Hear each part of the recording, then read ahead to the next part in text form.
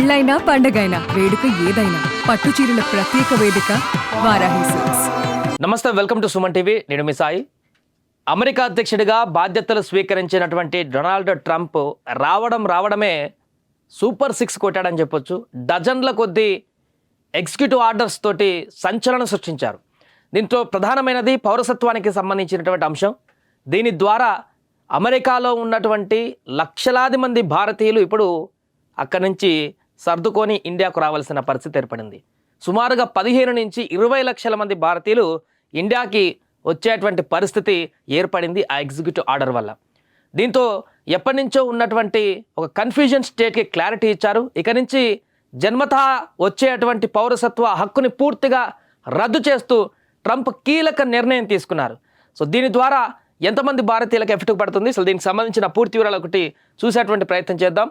So ఉత్తర్వుల ఉప్పెన నిన్న అధ్యక్షుని పీఠం ఎక్కినటువంటి తర్వాత ఎగ్జిక్యూటివ్ ఆర్డర్స్ అని క్యాబినెట్తో, ఇప్పుడు మన దగ్గర క్యాబినెట్ నిర్ణయాలు తీసుకొని అందరూ పార్లమెంట్లో చర్చించి ఇట్లా బిల్లులు పాస్ చేస్తుంటారు. అలా కాకుండా అధ్యక్షుడికి ఉన్నటువంటి తనకున్నటువంటి పవర్ ఆధారంగా తనకు తానుగా సింగిల్గా ఇచ్చేటువంటి ఆర్డర్స్ని ఎగ్జిక్యూటివ్ ఆర్డర్స్ ఉంటారు, ఎవరు ప్రమేయం లేకుండా.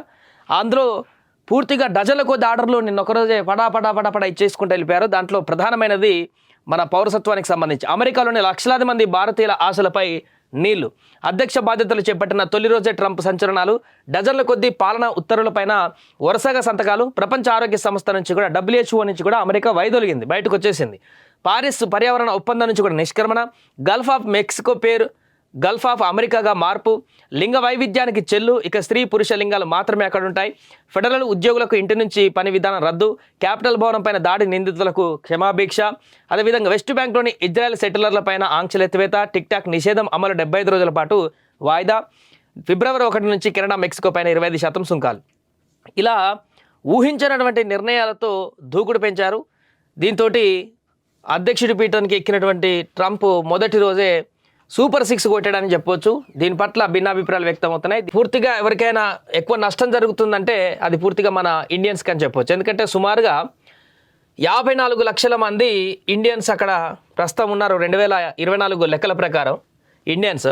సో వారందరిలో 34% అంటే అక్కడికి ఉద్యోగరీత్యా కానీ, లేదా విద్యార్థి వీసాల మీద కానీ, టూరిస్ట్ వీసాల ఇంకేదైనా బిజినెస్ వీసాల మీద కానీ అక్కడికి వెళ్ళి సెటిల్ అయిపోయినటువంటి NRIs యొక్క వారికి పుట్టినటువంటి పిల్లలు, అక్కడే అమెరికాలో పుట్టినటువంటి పిల్లలకి బర్త్ సర్టిఫికేట్ ఆధారంగా, అక్కడ బర్త్ ఆధారంగా ఇచ్చేటువంటి పౌరసత్వాన్ని పూర్తిగా రద్దు చేయడంతో 54 లక్షల మంది ఈ యొక్క భారతీయులలో, అమెరికాలో ఉన్నటువంటి వాళ్ళలో 34% మంది వీళ్ళే ఉన్నారు అక్కడ పుట్టినటువంటి పిల్లలు.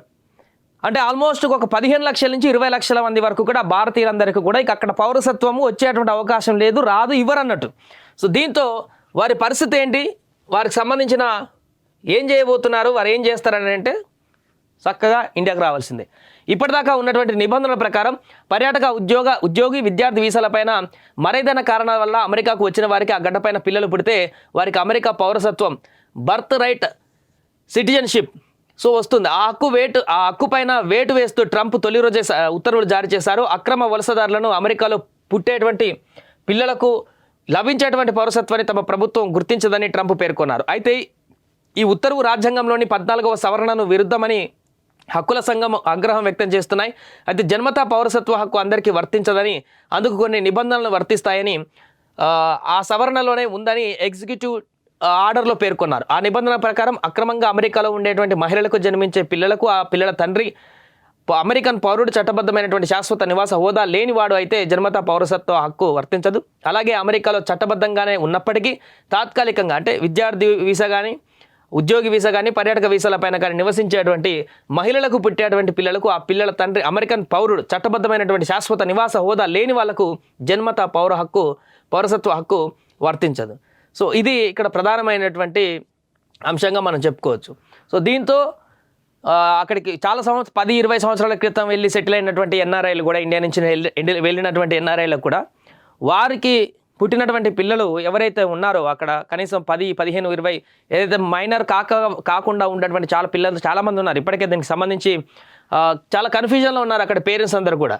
సో దీనికి సంబంధించినటువంటి నిర్ణయం కుండ బద్దలు కొట్టుకున్నట్టుగా ట్రంప్ తీసుకున్నారు.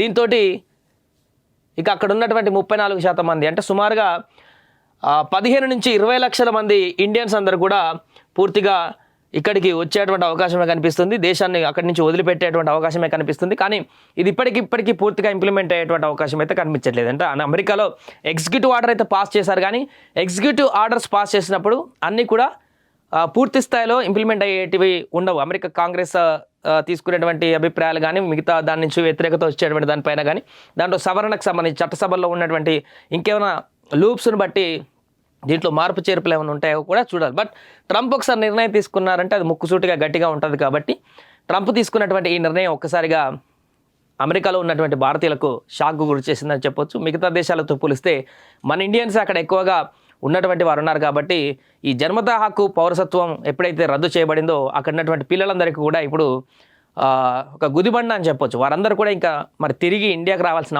అవకాశమే ఏర్పడుతుంది. దీనివల్ల ఇంకా వేరే మార్గం లేదనేటువంటి ఒక చర్చ అయితే కొనసాగుతుంది. సో దీంతో ప్రస్తుతానికి అక్కడ తీవ్ర చర్చనీయాంశంగా మారింది ట్రంప్ తీసుకున్నటువంటి నిర్ణయం. మరి దీని పట్ల అక్కడ ఉన్నటువంటి ఇండియన్స్ కానీ లేకుంటే అక్కడ ఉన్నటువంటి అమెరికన్స్ కానీ అక్కడ ఉన్నటువంటి మిగతా రాజకీయ పార్టీలు కానీ ఈ విధంగా అభిప్రాయాన్ని వ్యక్తం చేస్తాయి. ఈ నిర్ణయాన్ని ముందుకు కొనసాగించేటువంటి ప్రయత్నం చేస్తాయా, లేకుంటే ఈ నిర్ణయానికి సంబంధించి ట్రంప్ ఇంకేమైనా వెసులుబాట్లు ఇచ్చేటువంటి అవకాశం ఉంటుందా? పౌరసత్వానికి సంబంధించి చాలా కఠినమైనటువంటి నిర్ణయాలతో ముందుకు వెళ్తామని ఎన్నికలకు ముందు ఆయన చెప్పారు. ఇప్పుడు కూడా అదే రకంగా మూవ్ అవుతున్న సందర్భంలో ఏమైనా కన్సిస్టెన్సీ ఇస్తారా లేదా అనేది చూడాలి. సుమన్ టీవీలో మీ పర్సనల్ అండ్ బిజినెస్ ప్రమోషన్స్ కోసం కింది నెంబర్కి కాంటాక్ట్ చేయండి.